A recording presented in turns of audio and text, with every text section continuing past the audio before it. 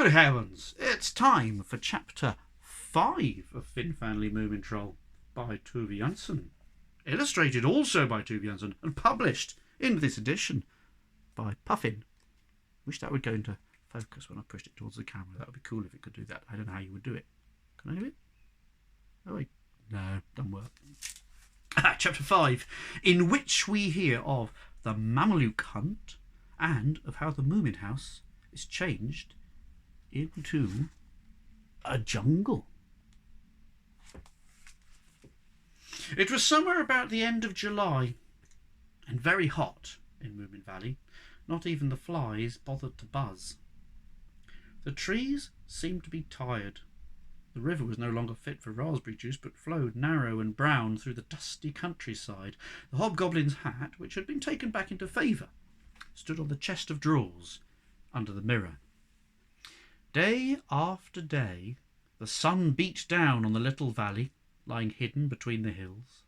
The small creeping things hid themselves in the cool darkness, and the birds were silent, and Moomintroll and his friends got peevish, quarrelled amongst themselves.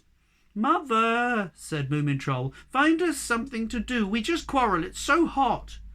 "Yes, dear," said Moomin Mama, "I've noticed that, and I should be glad to get rid of you for a bit.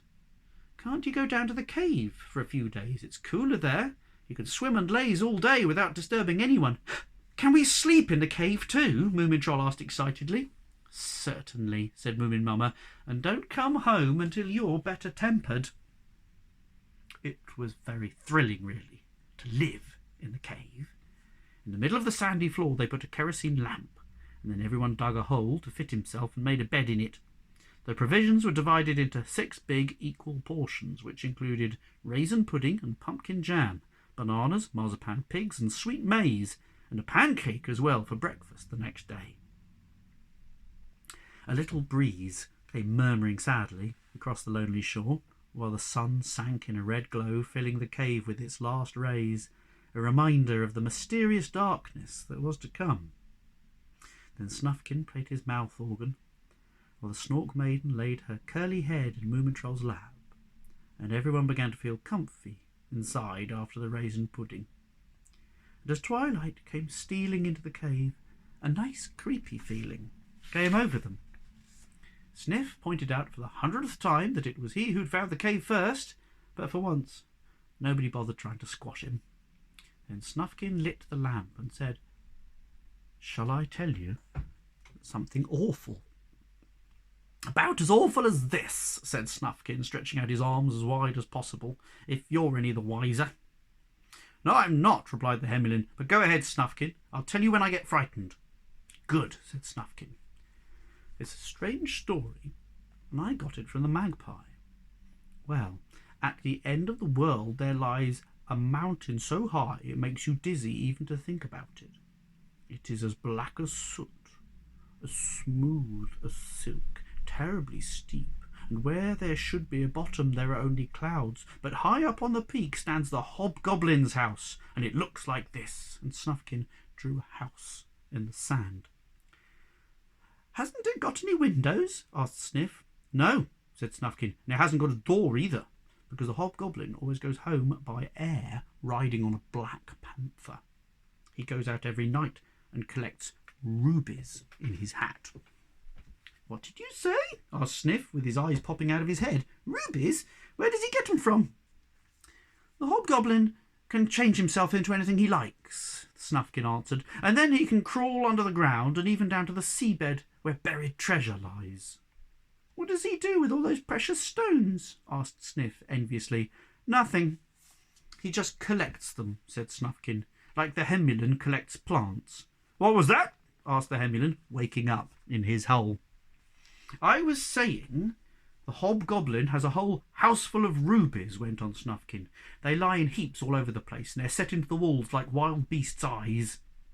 The Hobgoblin's house has no roof, and the clouds that fly over it are as red as blood with the reflection of the rubies. His eyes are red too, they shine in the dark." "Oh, now I am nearly frightened," said Hemmelin. "Do be careful how you go on." "Oh, how happy he must be, this Hobgoblin!" exclaimed Sniff. "He isn't a bit," replied Snufkin, "and he won't be Not until he finds the king's ruby. It's almost as big as the Black Panther's head, and to look into it is like looking at leaping flames. The Hobgoblin has looked for the king's ruby on all the planets, including Neptune, but he hasn't found it. Just now he's gone off to the moon to search in the craters, but he hasn't much hope of success, because in his heart of hearts the Hobgoblin believes that the king's ruby lies in the sun, where he can never go because it is too hot. "But is all this true?" asked the Snork's suspicious voice. "Oh, think what you like," said Snufkin, carelessly peeling his banana. "Do you know what the magpie thinks? She thinks that the Hobgoblin had a tall black hat, a hat that he lost when he went to the moon a couple of months ago." "You don't mean it?" burst out Moomintroll, and the others made excited noises. "What's that?" inquired the Hobgoblin. "What are you talking about?" "The hat," Sniff told him. "The tall black hat that I found last spring. The Hobgoblin's hat." Snufkin nodded meaningly. "But suppose he comes back for his hat?" asked a trembling Snork maiden. "I shall never dare to look at his red eyes." "We must talk to Mother about this," said Moomintroll. "Is it far to the moon?" "Oh, quite a distance," answered Snufkin. "Besides, it's sure to take the Hobgoblin a long time to search through all the craters." There was an anxious silence for a bit, while everyone thought about the black hat standing on the chest of drawers under the mirror at home. "Turn up the lamp a little," quavered Sniff. Suddenly the Hemulin jumped. He said, "Did you hear anything? There, outside." They stared towards the black mouth of the cave and listened. Soft, pattering sounds. Could it be a panther's footsteps? "It's only the rain," said Moomintroll. "The rain has come at last. Now we'll sleep for a bit." And they crept into their sand holes, pulled their blankets over them. Moomintroll put out the lamp. With the rain whispering outside, he floated off to sleep. The Hemulin woke up with a start. He had been dreaming that he was in a small, leaky boat, and the water had just reached his chin when, to his horror, the dream turned into real life. The rain had come through the roof during the night. It had drained in absolute torrents into the poor Hemulin's bed. "Misery me," he groaned, and then he wrung out his dress and went to look at the weather. It was the same everywhere, grey and wet and miserable. The Hemulin wished that he felt like a bath, but he didn't. Yesterday it was too hot, and now it's too wet. I shall go in and lie down again. The Snork's sand hole looked quite dry. "Look," said the Hemulin, "it has rained in my bed." "Oh, bad luck," said the Snork, and turned over on his other side. "So I think that I shall sleep in your hole," announced the Hemulin. "No snoring now." But the Snork only grunted a little and slept on. Then the Hemulin's heart was filled with a desire for revenge, and he dug a trench between his own sand hole and the Snork's. "That was most unhemulinish," said the Snork, sitting up in his wet blanket. "I'm amazed you had the brains to think of it." "Well, I'm a bit surprised myself," said the Hemulin. "And now, what shall we do today?" The Snork stuck his nose out of the mouth of the cave, and he looked up at the sky and the sea. Then he said knowingly, "Fishing. Wake up the others. We will go and get the boat in order." And he strolled down onto the wet sand and out onto the landing stage which Moominpapa had built, sniffing the sea air. It was quite still. The rain was falling softly. Each drop made a ring in the gleaming water. The Snork nodded to himself and took out the longest fishing line they had. Then he hauled out the landing net and baited the hooks while he whistled Snufkin's haunting song. Everything was ready when the others came out of the cave. "Aha! There you are at last," said the Snork. "Hemel, take down the mast, put in the rowlocks." "Must we fish?" asked the Snork maiden. "Nothing ever happens when we fish, and I feel so sorry for the little pike." "Yes, but today something is going to happen," said her brother. "You sit in the bows where you'll be least in the way." "Let me help too," squeaked Sniff, catching hold of the line.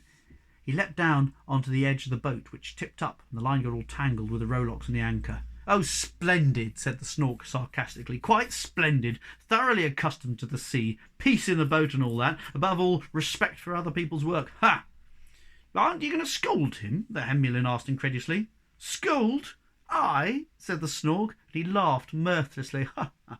Has the captain anything to say? Never. Put out the line as it is. Might catch an old boot." And he retired into the stern and dragged a tarpaulin over his head. "Goodness gracious me," said Moomintroll.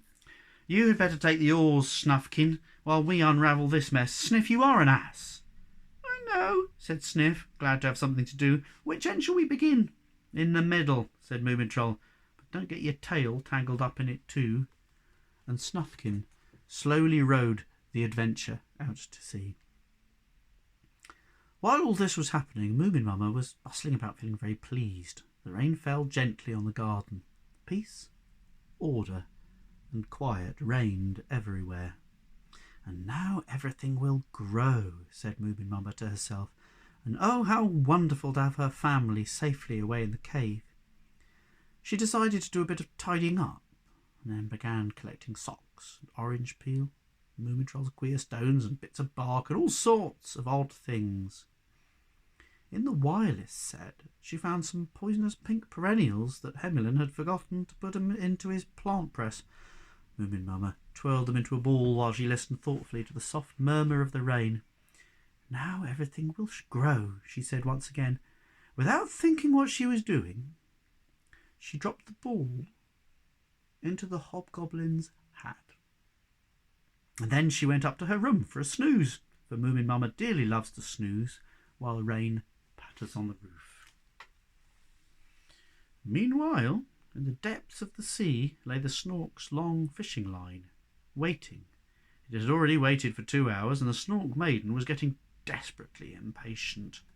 "Anticipation is the best part," Moomintroll told her. "There might be something on every hook, you know. This fishing line has lots of hooks."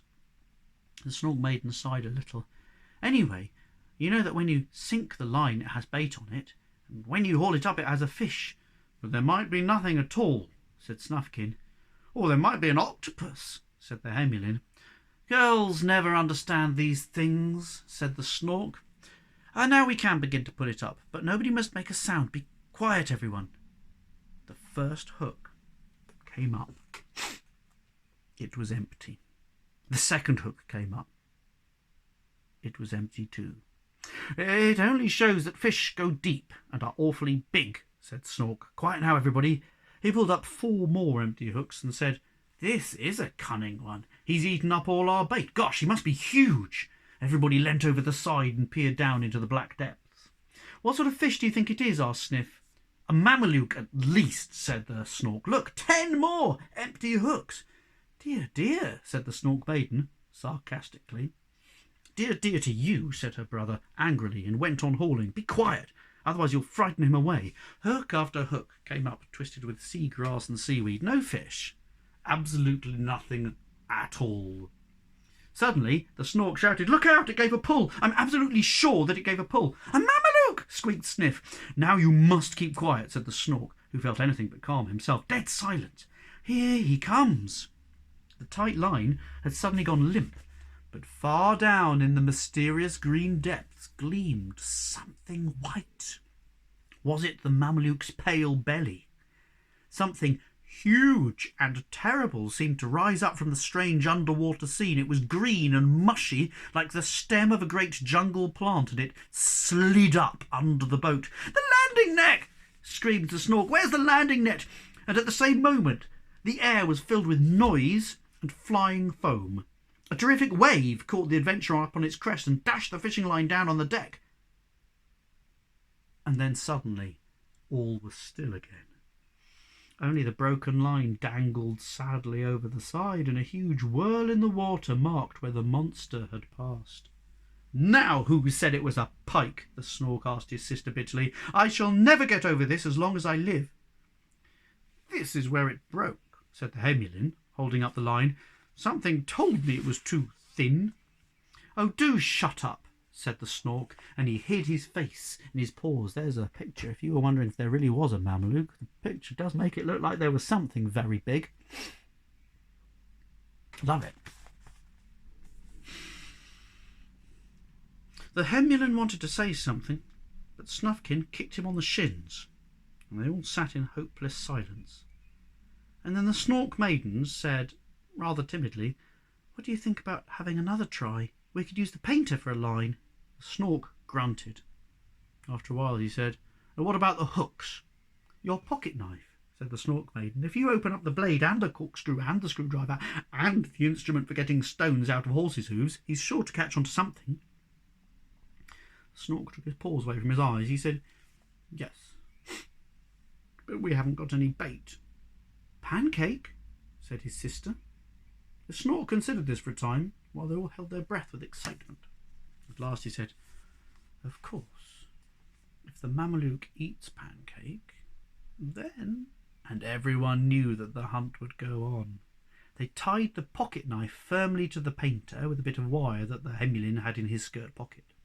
They stuck the Pancake on the knife, dropped the whole lot overboard.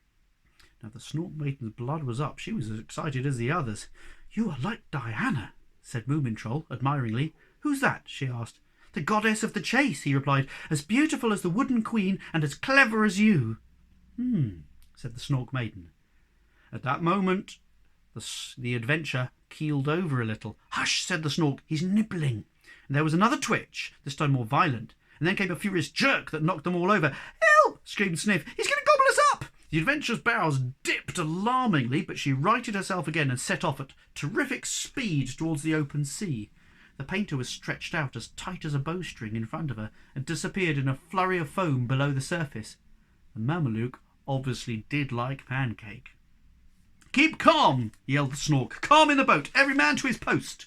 "As long as he doesn't dive," thought Snufkin, creeping into the bows. But the Mameluke set a course straight out to sea, and soon the shore lay like a sweep of a paintbrush far behind them. "How long do you think he'll be able to hold on?" asked the Hemulin. "If the worst comes to the worst, we can cut the line," said Sniff. "Never," declared the Snork Maiden, shaking her curly fringe. And then the Mameluke gave his huge tail a whisk and swung round, making for the coast again. "He's going a little slower now," shouted Moomintroll, who was on his knees in the bows. "He's beginning to get tired." The Mameluke was tired, but he'd also begun to get angry. He gave the line a jerk and then tore off again, so that the adventure rocked about in the most alarming way. Sometimes he lay quite still trying to fool them, and then suddenly he'd set off with such speed that a tidal wave almost swamped them.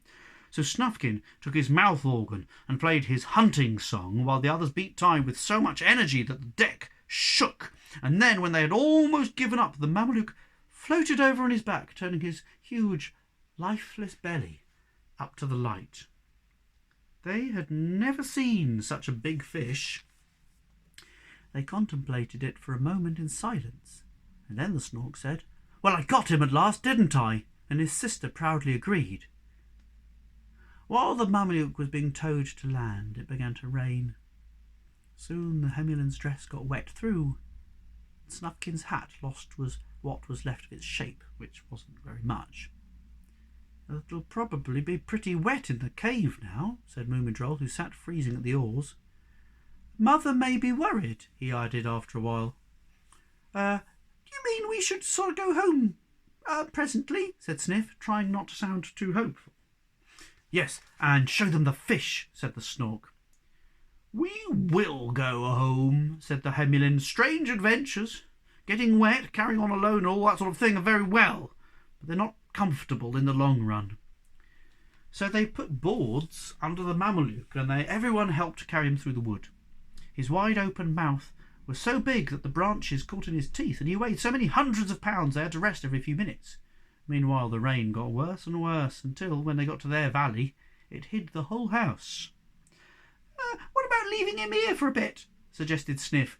"Not on your life," said Moomintroll indignantly, and they plunged on through the garden. Suddenly the Snork stood stock still. "We've come the wrong way," he said. "Nonsense," said Moomintroll. "Isn't that the woodshed? And look, down there's the bridge." "Yes, but where's the house?" asked the Snork. It was most extraordinary. Moomin House had vanished. Quite simply, it wasn't there.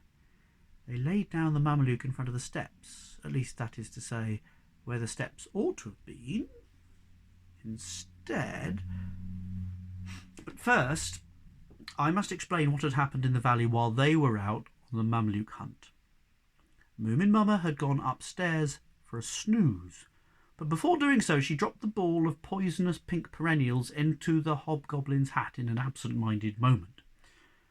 The problem was she should never have tidied up, really, for while the house lay deep in its after-lunch nap, the ball of poisonous pink perennials began to grow in a strange and bewildered fashion. It twisted slowly up out of the hat and crept down onto the floor. Tendrils and shoots groped their way up the walls, clambered round the curtains and blind cords, scrambled through the cracks, ventilators, and keyholes. In the damp air, flowers came out and fruit began to ripen, and huge leafy shoots blotted out the stairs, pushed their way between the legs of the furniture, and hung in festoons from the chandelier. The house was filled with the soft rustling sound. Sometimes the pop of an opening bud could be heard, or the thud of ripe fruit falling on the carpet. But Moomin Mama thought it was only the rain. She turned over on her other side. She went to sleep again. In the next room, Moomin Papa sat writing his memoirs. Nothing amusing had happened since he'd built the landing stage, so he went on with the story of his childhood, and this brought such memories that he nearly burst into tears. He had always been a bit out of ordinary as a child, and nobody had ever understood him. When he got older, it was the same, and he had a frightful time in every way. Moomin Papa wrote and wrote, thinking how sorry everyone would be when they read his story, and this cheered him up again. He said to himself, "It will serve them jolly well right." Just then a ripe plum fell onto his paper and made a big sticky blot. "Bless my tail!" burst out Moomin Papa. Moomintroll and Sniff must be home again, and he turned around to scold them. But nobody was behind him. Instead, he found himself staring at a thick bush covered with yellow berries. He jumped up, and at once blue plums rained down on him from every side.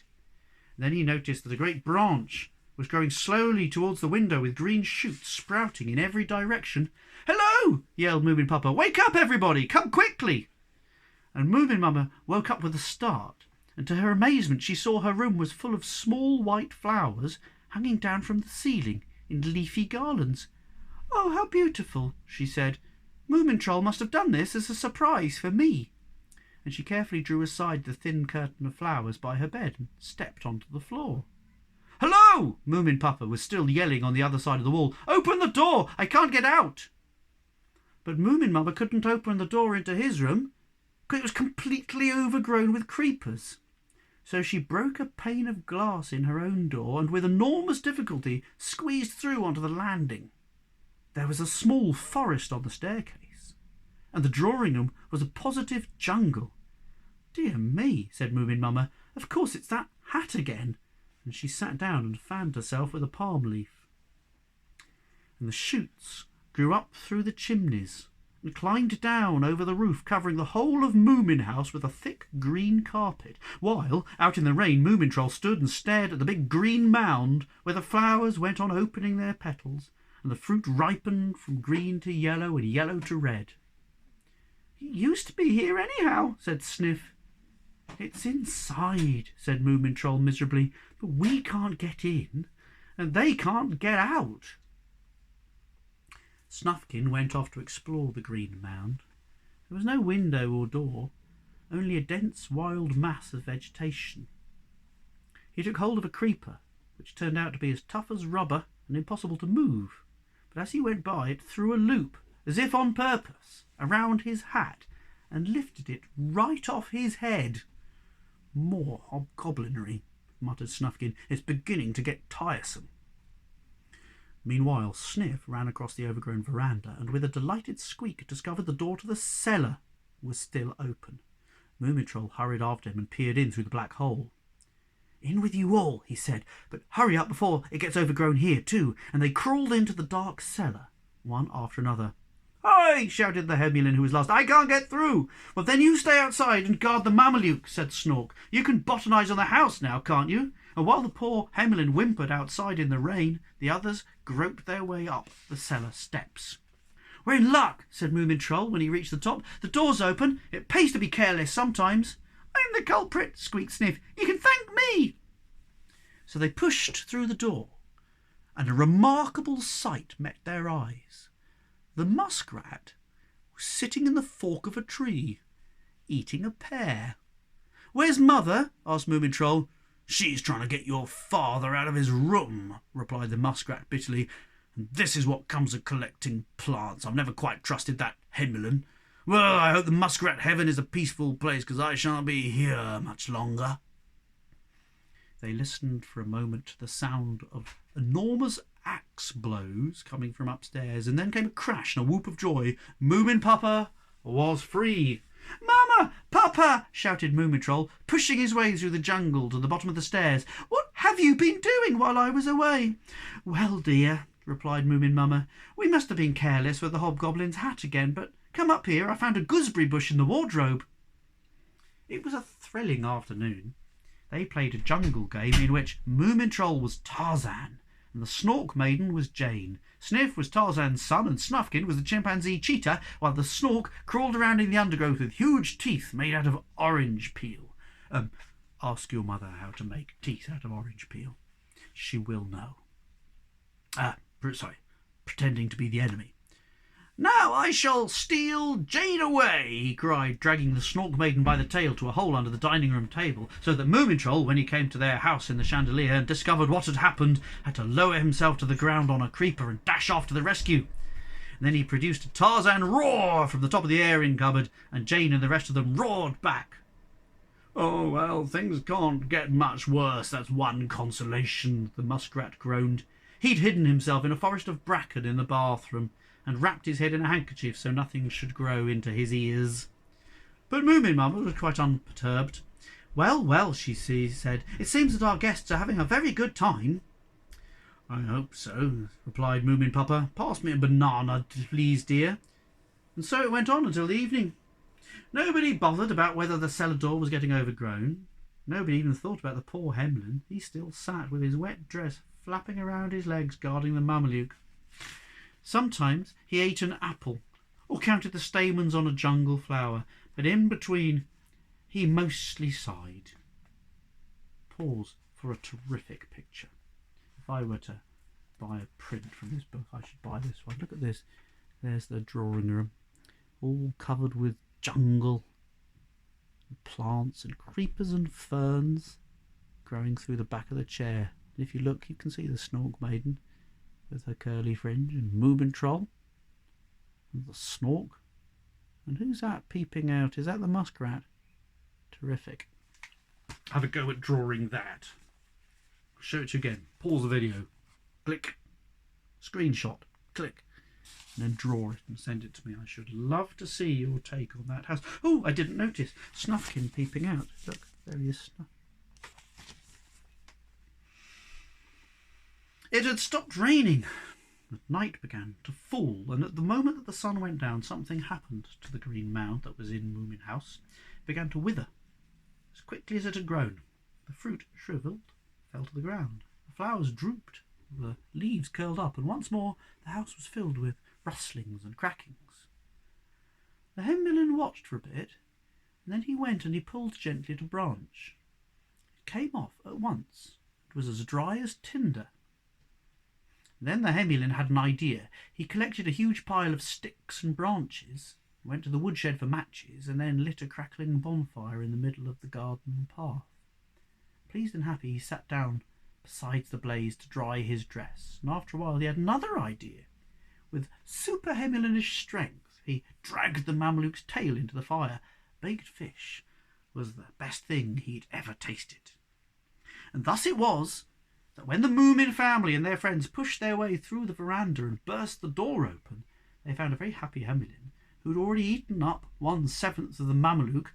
"You wretch," said the Snork, "how can I weigh my fish now?" Weigh me and add it on," said the Hemulin happily. It was one of his very best days. Now we'll burn up the jungle, said Moomin Papa. And they carried out all the rubbish from the house and made a bigger bonfire than anyone had ever seen in the valley before. The Mameluke was baked rather than burnt, whole in the embers and eaten up from tip to tail.